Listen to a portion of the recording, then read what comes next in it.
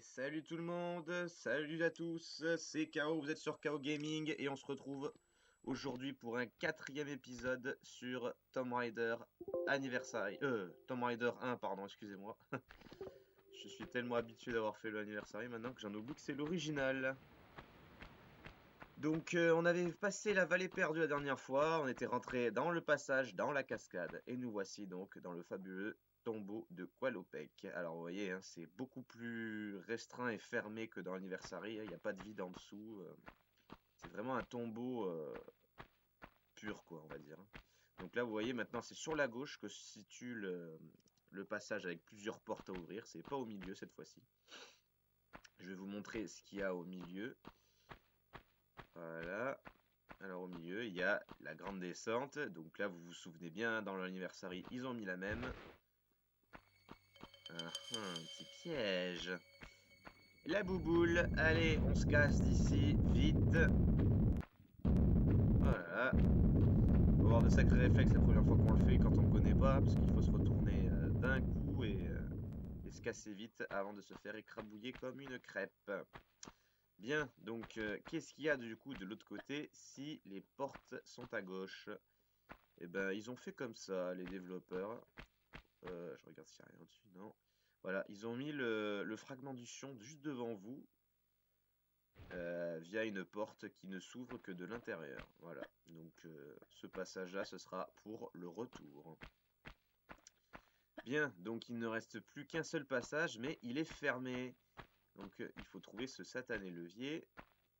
Et il est ici, juste devant vous. Voilà. Un petit peu caché, le vilain. Voilà. Alors là, on retrouve nos amis les dinos.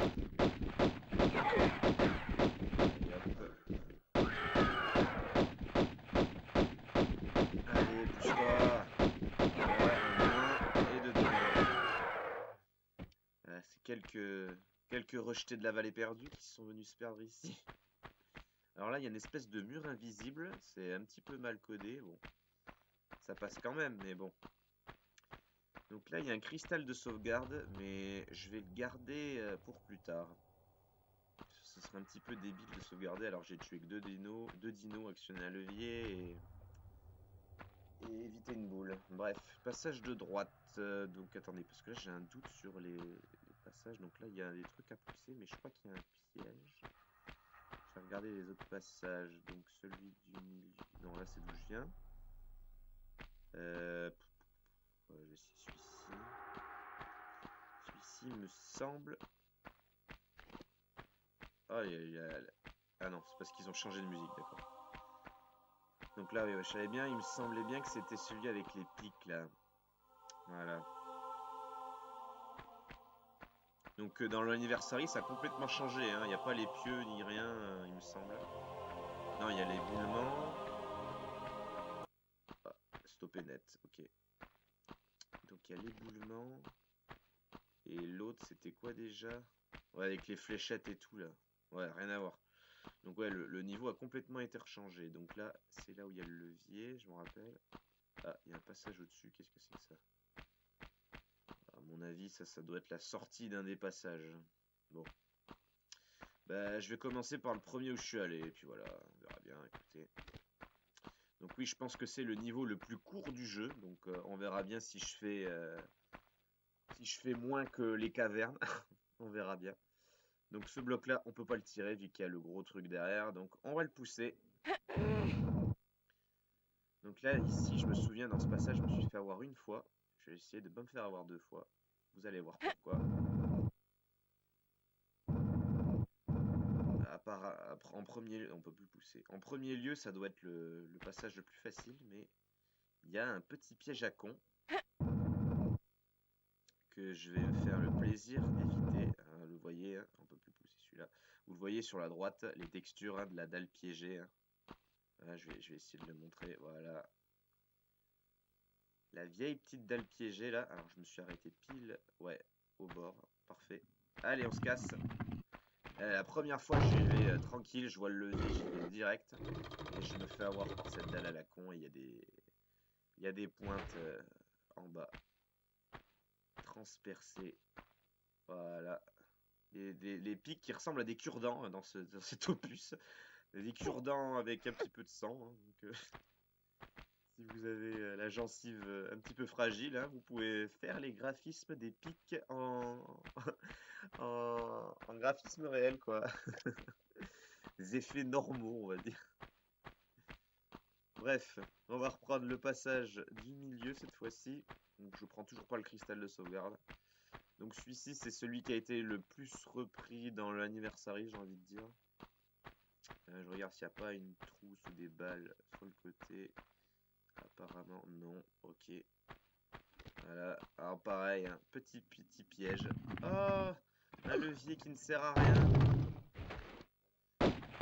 Alors là, je crois qu'il y a une musique, mais je suis pas sûr. Vous me le direz dans les commentaires. Il me semble que quand on se fait avoir par ce piège, on est obligé de se faire avoir maintenant pour avancer dans l'aventure. Mais il me semble que quand on prend cette dalle et qu'on tombe, vu qu'il y a un faux levier, il y a une musique qui s'enclenche. Alors vous me direz ça dans les commentaires, s'il vous plaît, ça me ferait plaisir. Bref, on est tombé dans la fosse au loup. C'est pas grave, on va remonter Fissa. Donc là, ils ont fait exprès de mettre un cube de plus derrière pour qu'on puisse le tirer. Voilà. Donc ouais, petite parenthèse là, qui n'a rien à voir. Je vous avais dit, je me demandais comment j'allais faire pour filmer ce jeu. Parce que je suis avec un boîtier d'acquisition Avermedia et il prend pas les jeux de PS1 sur la PS2. Et je vous ai dit que Tomb Raider 1 et Tomb Raider 2 ne passaient pas via la PS3. C'est comme ça, vous pouvez essayer chez vous. Tomb Raider 1 et 2 sur PS1 en CD ne passent pas sur la PS3. C'est comme ça. Donc il me fallait que trouver une solution de rechange à mon problème. Vu que mon boîtier ne pouvait pas filmer ce jeu-là. Et donc j'ai un copain qui m'a pris un Dazzle DVC 100. Il me l'a prêté. Donc je m'en servirai certainement juste pour ces deux jeux, enfin, Tomb Raider 1 et 2. Et je sais pas si les autres jeux que je ferai sur PS1 passeront sur la PS3, je ferai un essai.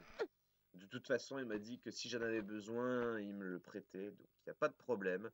Je vous le dis officiellement, tous les jeux de PS1 que je veux faire seront filmés. Donc il y aura évidemment les 5 Tomb Raider de PS1, mais il y en aura d'autres. Je vous laisse la surprise pour l'instant.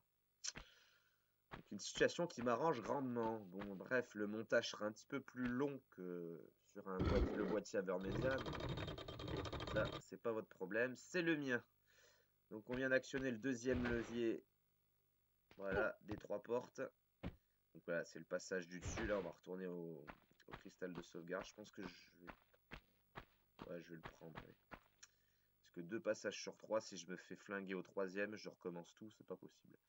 On va le prendre maintenant, comme ça on est pépère. Il me semble qu'il y a un cristal de sauvegarde après la 3e porte. Donc si je perds, j'aurai juste celui-ci à recommencer. Donc on va actionner ce levier, je sais pas à quoi il sert. D'accord. Bon, admettons. On va descendre.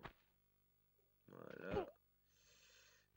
Donc ça m'a bougé le bloc de droite, ok. Celui-ci, je sais pas à quoi il sert, je peux pas monter dessus. Hein. Non. Non. Ah bah il y a un passage en bas. Regarde s'il n'y a rien d'autre. Non, allez, on y va. Ouais, j'ai des petits trous de mémoire hein, sur le jeu. Je me rappelle plus d'anniversaire que celui-ci. Mais j'ai quand même une assez bonne mémoire jusqu'au tombeau de Tiocan. Hein, c'est le dernier niveau de Grèce. Donc après c'est un petit peu plus flou parce que bon bah le jeu je l'ai fait, je vous l'avais dit dans un chapitre précédent. Bon bah il n'y a rien ici. Qu'est-ce que ça fait? Je réactionnais le levier. Oui, donc je disais, je l'avais dit dans un chapitre précédent, à partir de l'Égypte, j'ai des trous de mémoire, quoi. Même le tombeau de Tiocan, il y a des passages dont je me souviens plus. Ça sert à rien, ça, pour l'instant. Ils sont bien gentils, mais comment je fais pour passer? Je vais pas sauter en biais comme ça, c'est beaucoup trop contracté, quoi.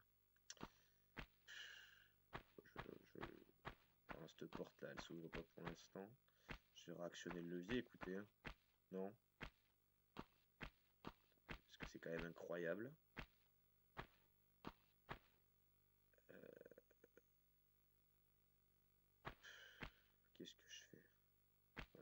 fonctionner. Hein.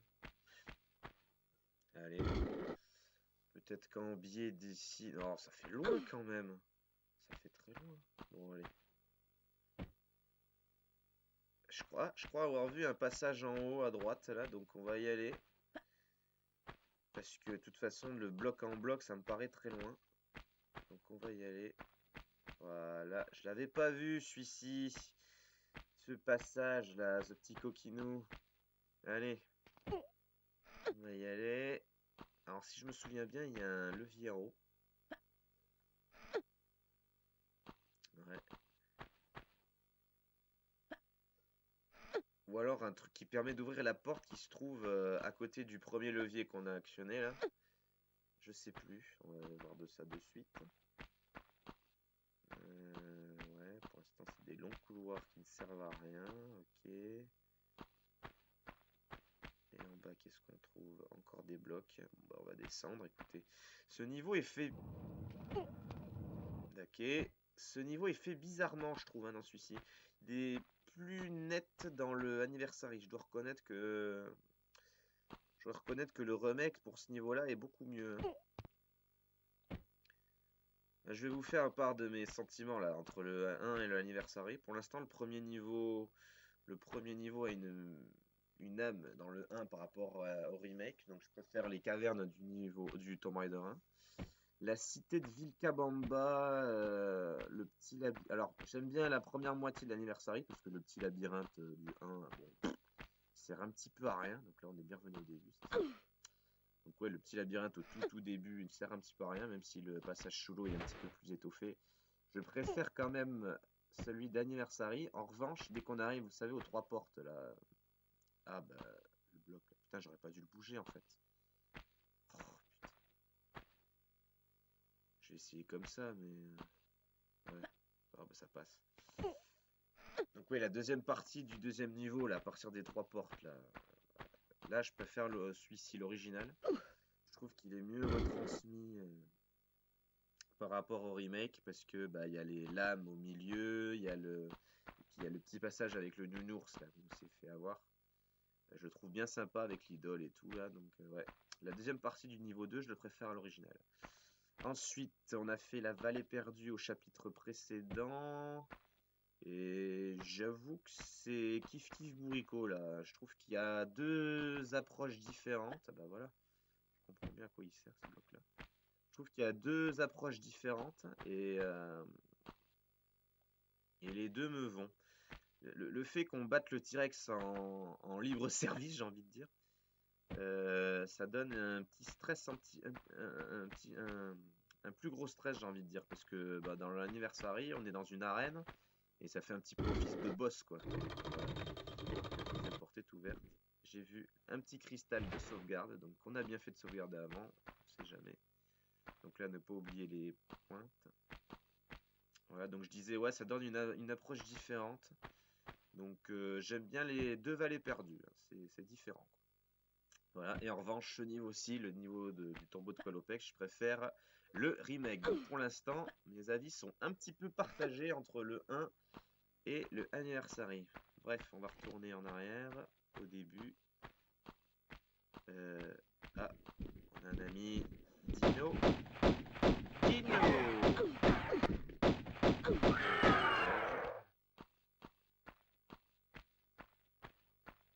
Voilà, donc on va retourner à la pièce principale.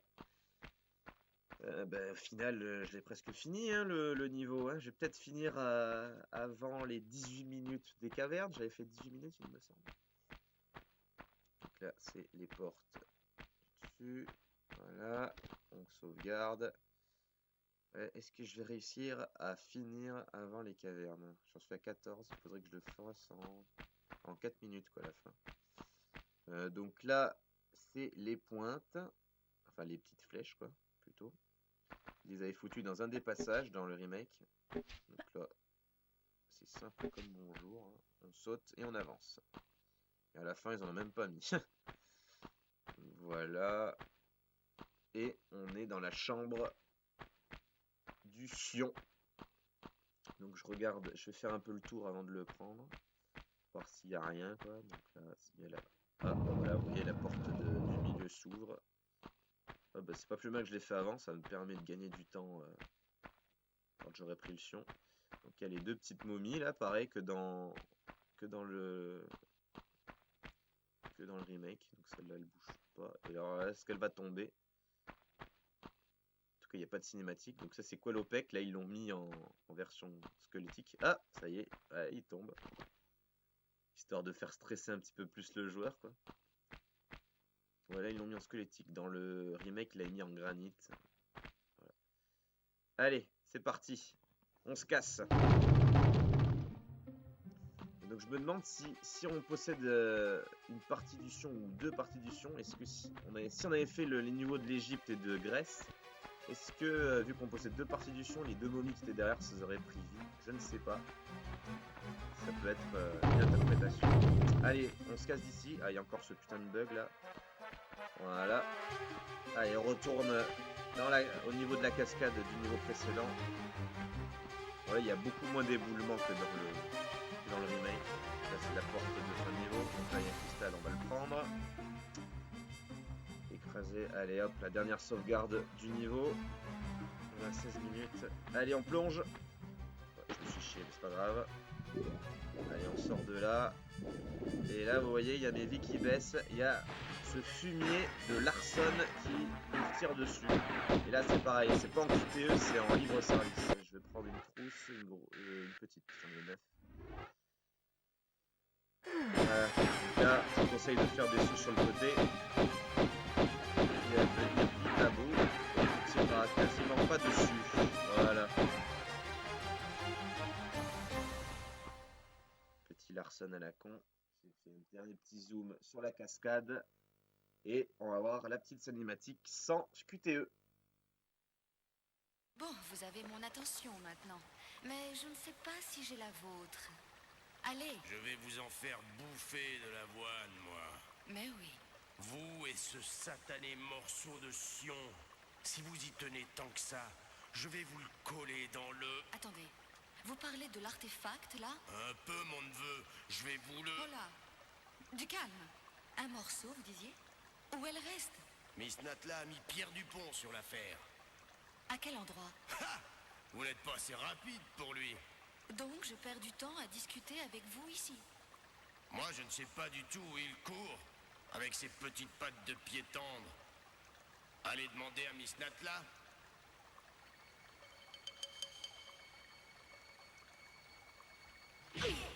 Merci. Je vais... Voilà, donc une animation moins grosse que dans le remake, c'est évident.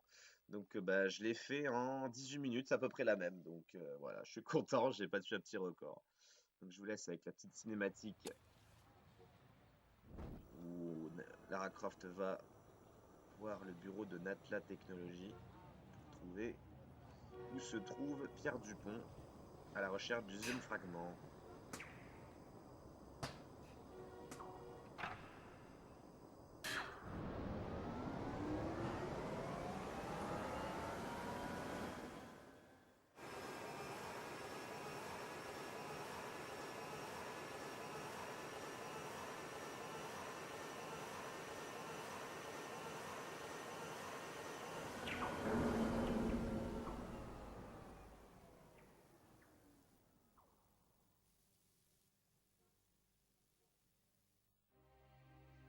Je suis maintenant ici à Saint-Francis et d'autres tentations me tourmentent.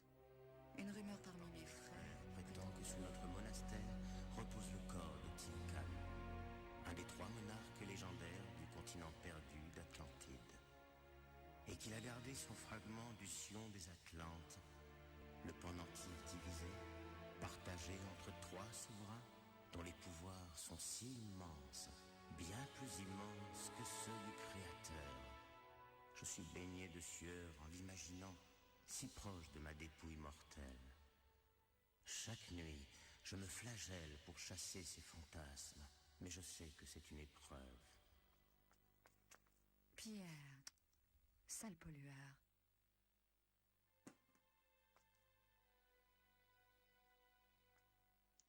Et donc voilà, c'est la fin de cet épisode. J'espère que ça vous a plu. N'hésitez pas à commenter, ou à me mettre un pouce bleu et à s'abonner.